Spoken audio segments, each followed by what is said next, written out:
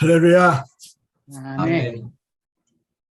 제가 이사야를 쭉 이제 이렇게 좀 공부를 해보면서 오늘 36장의 말씀이와 부딪혀가지고 이 말씀을 이제 들고 하나님의 말씀을 잠깐 대역하려고 합니다. 이 우리가 구속사적인 객관에서 보면은 36장부터 39장까지는 일련의 기사가 여호와의 절대 주권 및 심판과 구원을 선포하는 예언의 신성을 예증하기 위한 히스기야의 사적 기사를 적은 것들이십니다. 즉 제36장에서 39장까지의 일련 기사는 남유다 왕 히스기야 통치 시대 BC 715년에서 687년까지 있었던 3대 역사적인 사건들 중에 하나입니다.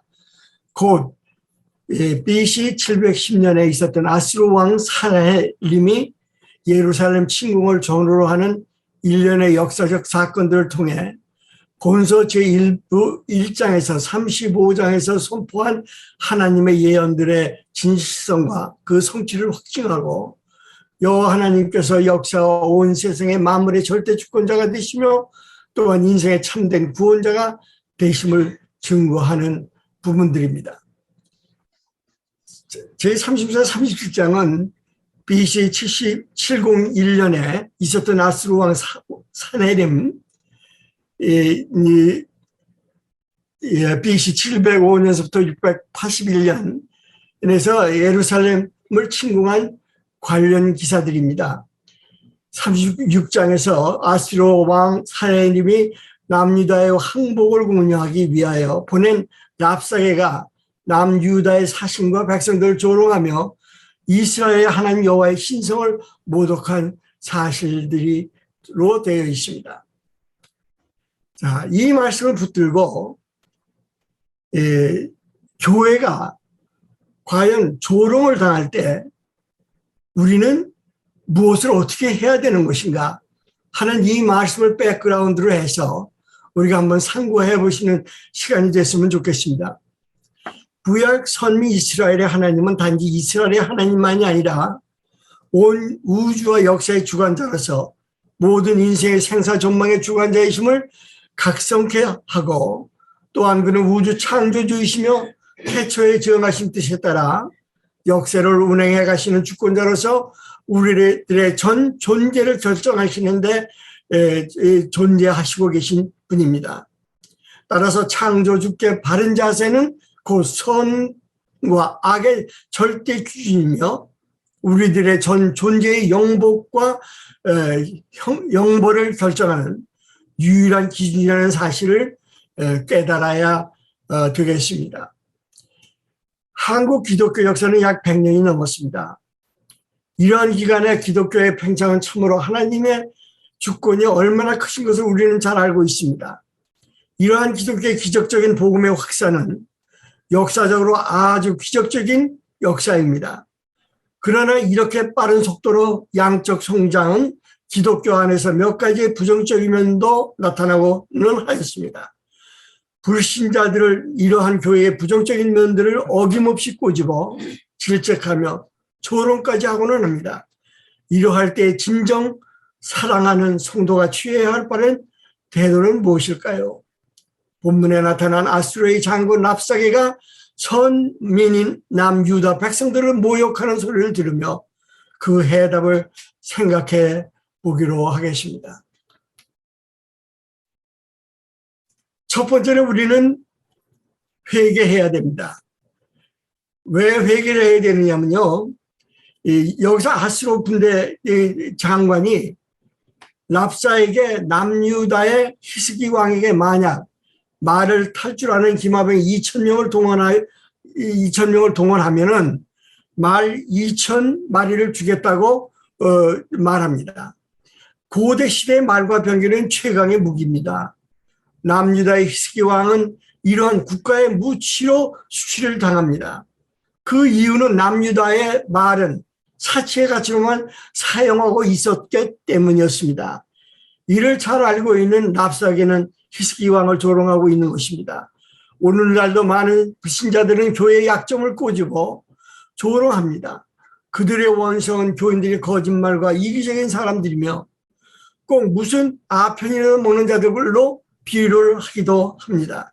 그리고 우리 사회를 위하여 하늘이 무엇이 있느냐고 반문하면서 이러한 사람들에게 보여지는 그들의 시야가 한정된 곳에 머물러 있음을 우리는 알고 있습니다. 이러할 때 우리는 어떻게 해야 할 것입니까? 모르는 척하는 기회가 아니라 우리를 살피는 자가 되어야 할 것입니다. 다시 신앙의 옷을 저미고 성령의 인도하심과 그의 말씀에서 성도들에게 주는 책망의 소리로 회개의 제단을 쌓아야 할 것이라고 저는 생각합니다. 초대교회는 이런 것들에 대해서 잘 적응들을 하고는 했습니다.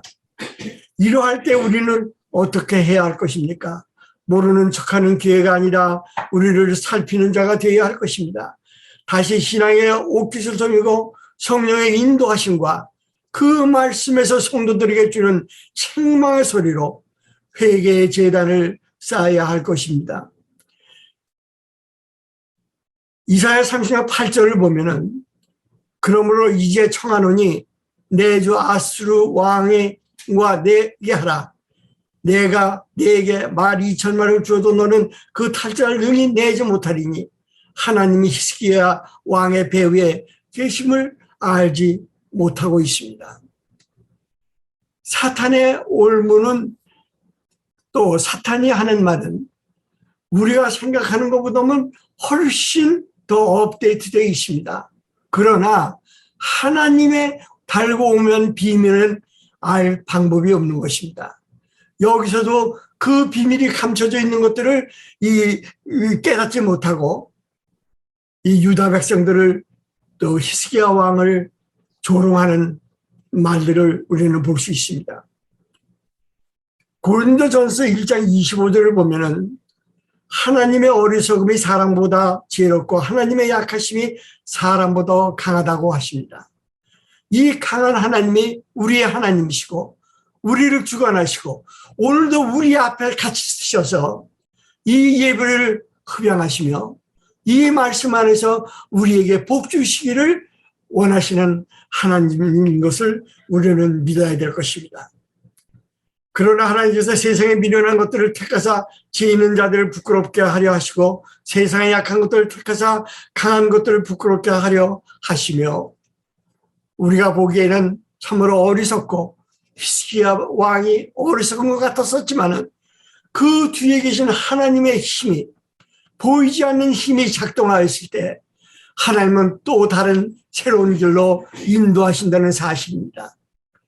우리 요새 대한민국을 보면은 오늘 잠깐 아까도 우리 예배 시작하기 전에 우리 안 목사님께서 기도의 제목을 내놓으시면서 한국의 윤석열 대통령 당선자를 암살하려고 했다는 얘기를 저는 처음 들었습니다.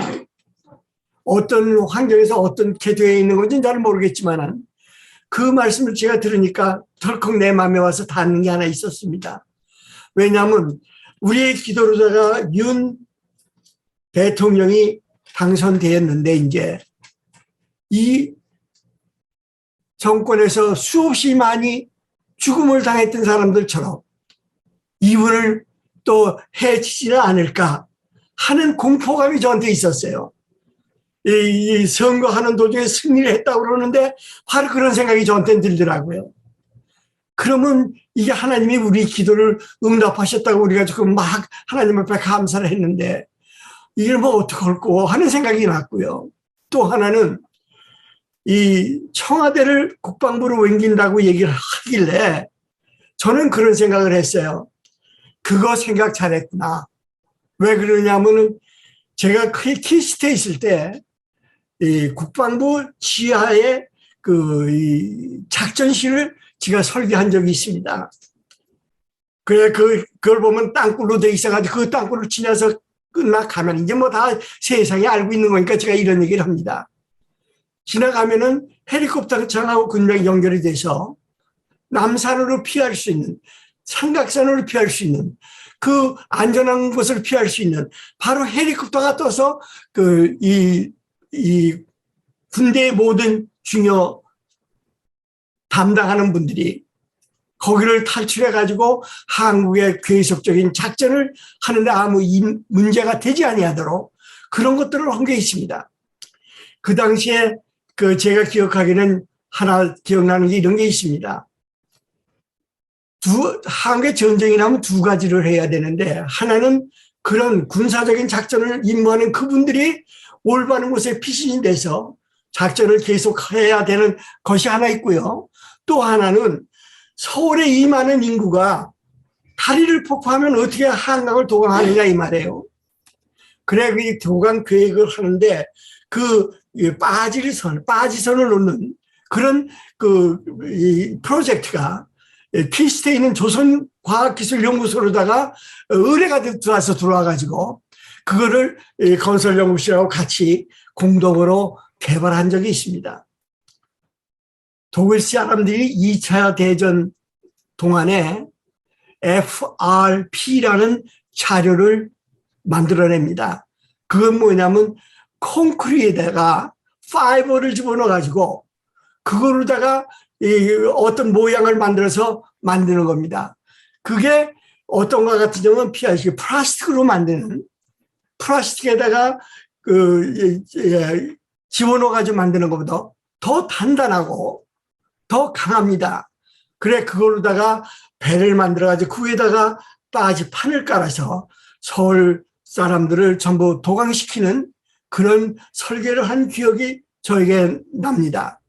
오늘 이때에 우리 하나님께서는 우리가 기도해서 세우신 그 종을 붙들고 우리에게 어떠한 모습으로 앞으로 그런 일이 닥칠지도 모르는 이때를 위해서 하나님께서 무엇으로 예배하는지 우리는 알 수 없으나 단지 우리가 믿을 수 있는 것은 하나님은 하나님의 택한 백성을 버리지 않는다는 사실입니다. 그 사실 앞에 내가 무릎을 꿇고 주님의 성호를 부르며 찬양하고 있다는 것입니다. 이 모든 것이 우리에게는 잠깐 있다 가는 것 같지만은 주님 만나는 날까지 우리를 보호하시는 그 하나님을 우리는 체험하고 있는 것입니다. 그 다음에 두 번째는 우리가 받아들일 것은 받아들여야 합니다. 이 시대에 성도들이 실수하기 쉬운 것은 불신자들에 대하여 무조건적인 우월감을 가지는 것입니다. 물론 우리는 우월감을 갖습니다. 하나님의 백성으로 택한 우리가 얼마나 프라우드합니까? 그런데 중요한 것은 그 프라우드한 것이 하나님의 영광을 위해서 쓰여지지 않냐고 오히려 세상 조롱하는 조롱거리들의 방패작으로 사용돼서는 안 된다는 것입니다. 본문에 나타난 사내림과 남유다 침공은 하나님께서 그동안 불순종하였던 남유다 백성을 책망하는 의도가 숨어 있었다는 사실입니다. 남유다의 애굽 의존 정책을 통렬하게 비판하는 랍사게의 발언이 그 증거 6절이라고 우리는 생각합니다. 즉 남유다는 하나님보다 의지하고 이방인과 언약을 맺지 말라는 하나님 명령에 불순종하여 애굽과 동맹을 맺고 그들을 하나님보다 더 의지했던 것을 책망하는 것입니다. 이와 같이 불신자들은 단지 성도들을 조롱하려는 의도에서 말하지만 그 배후에는 성도들을 타일르려는 하나님의 말씀이 숨어있는 경우가 있다는 것을 우리는 신앙의 눈으로 찾으시기를 바랍니다. 에가서 3장 1절을 보면 그러므로 성도는 교회를 비난하는 불신자들의 비난을 무조건 무시하지 말고 받아들일 것은 겸손하게 받아들이는 태도가 바로 성도가 가져야 할 아량인 것입니다. 그 다음에 이런 일을 당했을 때 우리는 먼저 기도해야 합니다. 교회에 던져지는 세상의 조롱은 사단의 저지를 받은 불신자들의 일 수도 있고 혹 실제로 교회가 저지른 잘못에 대한 하나님의 객관적 견책일 수도 있습니다. 그러나 우리는 어느 경우에든 교회가 조롱을 받는다는 그 자체만으로도 성도는 하나님 앞에 엎드려 기도해야 한다는 사실입니다. 마태복음 5장 40절, 사도행전 7장 20절을 보면은 이런 말씀들을 왜 해야 되는지를 잘 기록하고 있습니다. 근거 없는 오해에 대해서는 분명하게 해명을 해야 할 것입니다. 그리스도의 사랑을 실천하는 교회, 또는 성도는 그릇된 행동을 하지 않는다는 것을 보여주어야만 한다는 사실입니다. 그러나 근본적인 해결책은 기도일 뿐입니다. 이것이 주님이 하신 모습입니다. 또한 우리에게 남겨주신 유산물들입니다. 먼저 기도한 후에 해명하여야 할 것은 해명하고 고칠 것은 고쳐야 하겠다는 것입니다. 성도가 어려운 일을 당할 때 먼저 자신을 돌아보며 반성하는 기도를 하면 하나님께서 드리는 모두 되기를 축복하실 것입니다. 나와 우리들의 교회는 어떠합니까? 하나님의 백성으로서 거룩한 모습 대신 온갖 추하고 더럽고 냄새나는 자라서 보이지는 않는지요. 그리고 몸된 교회는 성도들이 그 자체가 향기를 바라며 불신자들에게 살아계신 하나님을 발견케 하고 그들의 입으로 전능한 하나님을 찬양하도록 해야 우리들의 직분을 다한다는 사실들 앞에 하나님을 기뻐하시는 승리하는 일꾼이 되어야 하겠습니다. 그다음 두 번째는 우리 랍사계의 간교한 술책을 우리는 깨달아야 될 것입니다. 이 술책 안에서 우리는 성도들의 기도와 모임이 더욱 더 왕성해지기를 바라는 것입니다. 이 시간에 이를 잘 숙지한다면 우리의 말들을 뒤흔들고 교회를 와해시키려는 마귀의 술책을 근본부터 무력화시킬 수 있으리라고 믿습니다. 그러므로 이제 간교한 랍사계의 술책에 관한 상세하게 좀 살펴보기를 바랍니다. 지금 유럽의 전쟁, 우크라이나와 러시아 전쟁에서 러시아군의 작전 비밀이 우크라이나로 전하여져서 러시아의 많은 군장비들이 맥없이 파멸되는 상황들을 우리는 자주 TV 뉴스나 유튜브를 통해서 듣고 있습니다. 즉 저걸 알고 나면 백전백승한다는 손자병법의 말을 기억나게 하기도 합니다. 그러나 이 말씀 안에 처음 얼마는 우크라이나가 상당히 많은 고통을 러시아에게 줬지만은 이 기간이 길어지면서 나타나는 현상들은 참으로 복잡하고 어렵습니다. 그러나 한 가지 우리가 믿어야 하는 것은 거기 있는 크리스찬들이 오늘도 하나님 앞에 무릎 꿇고 눈물로서 간구하고 기도하고 있다는 사실입니다. 제가 알고 있는 우크라이나에서 미국에 오신 그 릭이라는 사람을 하나 알고 있습니다. 그 릭이라는 그 분의 큰 삼촌이 우크라이나의 가스펠의 그 패스트로서 굉장히 많은 것들을 인도해가는 분이라고 제가 들었습니다. 그래 옛날에 제가 우리 아이가 하던 달라스 토를 크로스할 때 거기 있는 모든 수작을 전부 우크라이나로 그분을 통해서 보내줬던 것을 제가 기억을 합니다. 그만큼 우크라이나를 사랑하는 그런 목회자가 그곳에 조금 더 기도들을 하고 있다는 사실을 전해 듣습니다. 이런 가운데에서 지도자와 백성 사이를 이간하는 이 마귀의 술책이 우리 앞에 있다는 것들도 우리는 다시 한번 기억해야 될 것입니다. 16절에 보면은 랍사게는 너희는 히스기야에게 미혹되지 말고 그가 능히 너희를 건지지 못하리라고 말하고 있습니다. 자, 히스기야를 와해시키는 말 중에 하나가 히스기야가 너희를 살릴 수 없다는 거죠. 너희를 도와줄 수 없다는 거예요. 그러니 이제는 더 자꾸 히스기야 왕만 따질 게 아니라 너희가 믿는 하나님만 따질 게 아니라 항복하고 애굽에서 조인을 하고 하나님이 랍사게에 파송된 장군의 술책을 우리는 보고 있습니다. 이때는 이미 랍사게 군대가 거의 전 유다 성을 점령하고 31절에 기록되어 있습니다. 라가스마저 점령하여 32절 애굽으로 원군을 요청할 마저 완전히 차단한 상태입니다.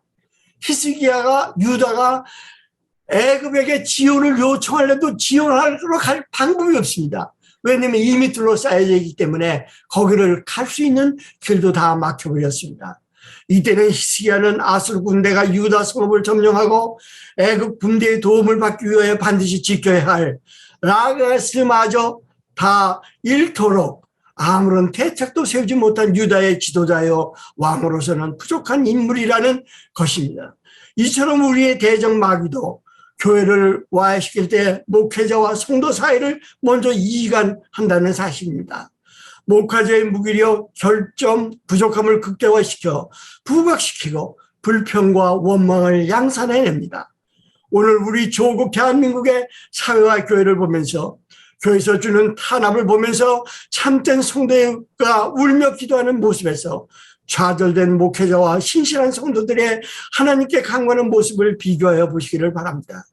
이 시간에 어느 곳에 귀를 기울이고 하나님의 말씀 속에 우리의 신앙의 믿음의 좌표를 세워야 하겠습니까? 이 시간에도 하나님은 그 기도의 음성을 저버리지 않을 것입니다. 그 다음에 두 번째는 하나님과 백성 사이를 이간합니다. 하나님의 종으로 세워진 이 중간을 성도하고 이간지었듯이 하나님 백성들하고 하나님을 또 이간합니다. 다음으로 랍사게는 너희로 여호와를 의뢰하려는 것을 받지 말라고 이사야 30장 15절에 말씀하고 있습니다.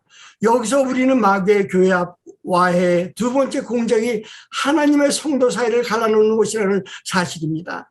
여호와께서 우리를 건지시리라 36절 18절 하시는 교회의 화목과 권명과 확신을 종교적 꾀임으로 치부하게 만드는 것에서 속지 말아야 될 것입니다. 여호와께서 능히 예루살렘을 건지시리겠느냐 하고 또한 조롱합니다. 20절에라는 의심과 회의를 끊임없이 이야기하고는 합니다. 성도 여러분, 이러한 마귀의 이러한 술적을 무력화시킬 수 있는 유일한 방법은 무엇이겠습니까?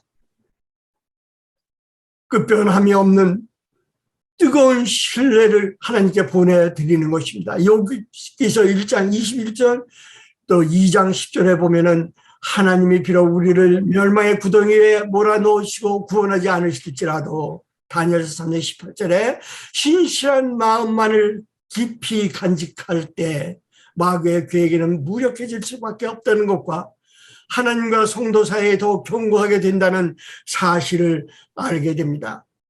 세 번째는 계속적인 평안에 대한 보장을 회유합니다. 너희가 그래 봐야 너에겐 평화가 없다고 얘기를 합니다.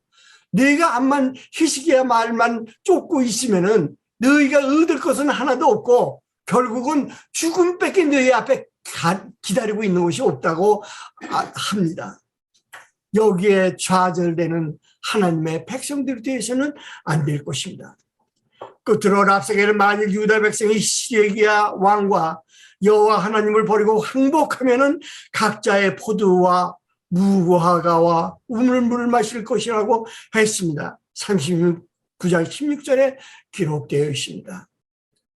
자, 포도나무와 무화과 우물물을 마시는 것은 그 당시에 잘 살고 부유하다는 뜻을 의미합니다.